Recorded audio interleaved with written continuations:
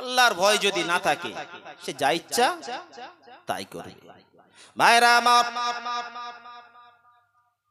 বিশ্বনবীর সাহাবা আমিরুল মুমিনিন খলিফাতুল মুসলিমিন হযরত ওমর ফারুক রাদিয়াল্লাহু আনহু, তিনি যখন রাষ্ট্রপতি ছিলেন, যখন মুসলিম জাহানের দ্বিতীয় খলিফা ছিলেন, তার পিরিয়ডে হিমসের একজন গভর্নর প্রয়োজন ছিল।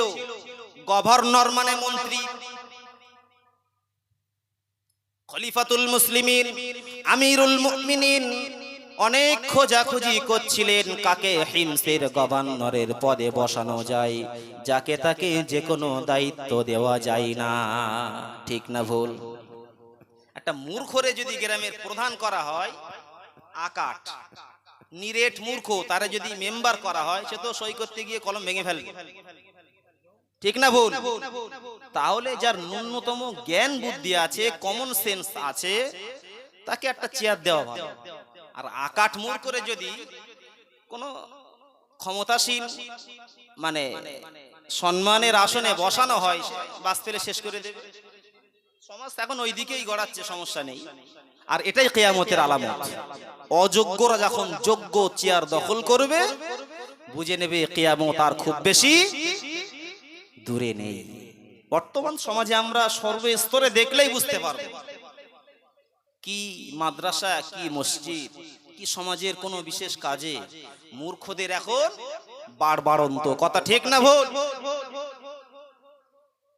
তারা এখন সমাজের নেতা। ভাইরা আমার, মনে রাখুন, আমিরুল মুমিনিন বড় সমস্যার ভিতরে আছেন। হিমসের গভর্নরের পদে কাকে বসানো যায়?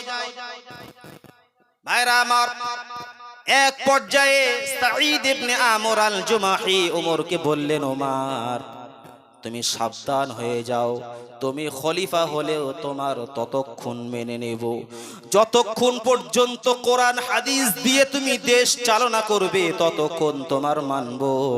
কোরআন হাদিস অনুযায়ী যদি তুমি দেশ পরিচালনা না করো, তুমি খলিফার পদে বসলেও আমি সাঈদ তোমার ছাড়ব না। বুকের পাটা আছে না নেই? কাকে বলছে? যাকে দেখে শয়তান পালায়। ওমর যে রাস্তায় চলে শয়তান সে রাস্তায় চলে না ওমরের ভয়ে। এটা গাল গপ্প নয়। ভাইরা আমার, সেই ওমরকে বলছে, ওমর কোরআন হাদিস ইজমা কিয়াস অনুযায়ী যদি তুমি সঠিকভাবে ইসলামটা পরিচালনা করতে পারো, তুমি দেশ পরিচালনা করতে পারো, ততক্ষণ পর্যন্ত ওমর তোমায় মেনে নেব। আর নিজের খামখেয়ালি অনুযায়ী ইচ্ছা মতো পদে বসার কারণে যদি তুমি দেশ পরিচালনা করো, আমি সাঈদ ইবনে আমর তোমার ছেড়ে দেব না। ওমর বুঝে গেলেন এই যে পেয়ে গেছি ওই গভর্নরের পদে বসানোর জন্য। ওমর বললেন, ও সাঈদ ইবনে আমর, তোমাকে গভর্নরের পদে বসতে হবে। নিশ্চিত তুমি একজন সৎ মানুষ, তুমি একজন তাকওয়াবান মানুষ, তোমার ভিতরে খোদার ভয় আছে। মানুষের কোনো ভয় তোমার অন্তঃকরণে নাই। মানুষের ভয় যদি তোমার অন্তরে থাকতো, আমি ওমরকে এমন কথা তুমি শোনাতে না। আমি তোমার কথাই কোনো দুঃখ পাই নাই। আমি আজও বুঝতে পাচ্ছি আমার রাজত্বে হিম্মতওয়ালা মানুষ বেঁচে আছে। তার মানে আমি ওমরও যদি ভুল করি, আমার শুধরে দেওয়ার মতো মানুষ আজও বেঁচে আছে। জোরে বলুন সুবহানাল্লাহ। সাঈদ ইবনে আমর বলেছিলেন, আমার ক্ষমা করুন, আমি কোনো পদে বসতে চাই না। আমার সমাজের মূর্খ আকাটকে যদি বলা হয় ভোটে দাঁড়াতে হবে, ও দাঁড়ানোর জন্য সব কিছু বাটি কেতা গটি বাটি সব বেচে দিয়ে হলেও চেষ্টা করে যদি একবার জেতা যায়। ঠিক না ভুল? সাঈদ ইবনে আমর বলছেন, আমাকে ক্ষমা করুন, আমি পদের লোভী নয়, ওই মহান কাজে আমাকে দয়া করে বসাবেন না। আর যদি এটা আপনার অর্ডার হয়, আমার কিছু করার নাই, কারণ আপনি খলিফাতুল মুসলিমিন, আপনার হুকুম আমার শিরোধার্য। জোরে বলুন সুবহানাল্লাহ। যদি আমার ইখতিয়ার দেন তাহলে আমি বলবো আমার দেবেন না। আর যদি আপনার বাই হুইপ অর্ডার হয়, আমার কিছু বুঝতে অসুবিধা হচ্ছে, করার নেই, যেহেতু আপনি তো নেতা, নেতাকে তো অনুসরণ করতেই হবে।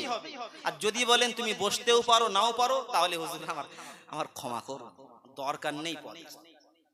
ওমর বললেন না, এটা আমার অর্ডার। ভাইরা আমার, সাঈদ ইবনে আমরকে হিমসের গভর্নরের পদে বসিয়ে দেওয়া হলো। এক পর্যায়ে তিনি দেশ পরিচালনা করছেন। হিমস থেকে কিছু মানুষ যখন খলিফা ওমরের দরবারে আসলেন, ওমর ফারুক তাদেরকে হিম সম্পর্কে জিজ্ঞাসা করলেন, ওগো হিমসের মানুষেরা, তোমাদের কাছে যে মানুষকে গভর্নরের পদে বসিয়েছিলাম সাঈদ ইবনে আমর, ওই সাঈদ ইবনে আমর তোমাদের সঙ্গে কেমন আচরণ করে, কেমন ভাবে দেশ পরিচালনা করে? তারা যথাযথ উত্তর দিলেন।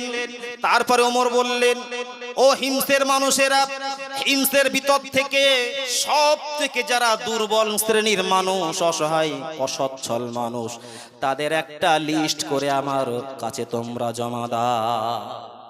কি বললে? হিমস থেকে তোমরা এসো, হিমসের যারা গরিব অসহায় দুর্বল তাদের নামের একটা লিস্ট করে আমার কাছে জমা দাও, যেহেতু আমি দেখবো তাদের কিছু পাঠানো যায় কিনা। তিনি তো তখন খলিফা, রাসূলের পরেই আবু বকর, তারপরেই ওমর। ভাইরা আমার, হিমসের মানুষেরা নামের একটা লিস্ট তৈরি করলেন, কিন্তু দুর্ভাগ্যের বিষয়, যার নামটি প্রথম লেখা হলো তিনি অন্য কেহ নয়, তিনি ওমর কর্তৃক নির্ধারিত গভর্নর সাঈদ ইবনে আমর। জোরে বলুন সুবহানাল্লাহ। গরিবের লিস্টে সর্বপ্রথম নাম। আমাদের যদি পদে বসানো হয়, মাল তো সব আমার ঘরেই ঢোকে। রাগ করছেন না? আমি আমাদের কথা বলছি না, আমি গ্রামের ছেলেরা, আপনারা সব আল্লাহর ওলি মানুষ, দরবেশ, বাইরের কথা বলছি। বুঝতে পারেননি? আমি মনে করি আমাদের গ্রামের লোক সব দরবেশ, আল্লাহর ওলি মানুষ, সমস্যা নেই। না তো পরের দিন আমার জামার কলাট কেরা ধরবে তা ঠিক নেই। একে তো মূর্খ মানুষ, গ্রামে তো কোনো জলসায় আমার নো চান্স। বুঝতে পারেননি? যেখানে অন্তত আমি নামাজ পড়ি, সেই মসজিদের জলসায়ও আমার নো চান্স। কেন? গ্রামের ছেলে, গোয়ালধারের ঘাস, দরকার নেই খাওয়া। আরো চাই এটাও বন্ধ হোক। আমি চাই না আমার গ্রামে জলসা করতে। আমার সম্মান যে দেওয়ার সে দেবে, আর সম্মানের মালিক আল্লাহ। বুঝতে পেরেছেন? যদি বলাই খোকা তোমার লোক কি রকম চেনে, একদিন জলসায় আমার সঙ্গে বাইরে যাবেন, লোক চেনে কি না চেনে দেখবে। যাই হোক ভাই ও বন্ধুগণ, ওমর ফারুক রাদিয়াল্লাহু আনহু যখন লিস্টটা হাতে নিয়ে দেখলেন, আহারে, এই যে এক নম্বরে সাঈদ ইবনে আমর, এ কোন সাঈদ? আমি যাকে গভর্নর করে পাঠিয়েছিলাম, এ কি সেই সাঈদ? তারা বললেন, হুজুর অবশ্যই এটা হলো সেই সাঈদ। তারা বললেন, হুজুর তিনি শুধু গরিব মানুষ নয়, এমন অসচ্ছল ভাবে জীবন যাপন করেন, গোটা হিমসের ভিতরে সব থেকে গরিব মানুষ তিনি ছাড়া এত গরিব আমাদের হিম শহরে আর কেহ নাই। অথচ মন্ত্রীর পদে, গভর্নর মানে সাপোজ তরুণ মন্ত্রী, মন্ত্রীর পাওয়ার কম নাকি? সে যদি মনে করে সব তো সাবার করে দিতে পারে, যা সব দেয়। ভাইরা আমার, ওমর ফারুক রাদিয়াল্লাহু আনহু অবাক হয়ে গেলেন। তারা বললেন, শুধু গরিব মানুষ নয়, আমাদের এলাকার ভিতরে সব থেকে অসচ্ছল এত গরিব মানুষ আমরা আমাদের চোখে দেখি নাই। তিনি নেতা হওয়ার পরেও ইচ্ছা মতো জীবন যাপন তিনি করেন নাই। ওমর ফারুক রাদিয়াল্লাহু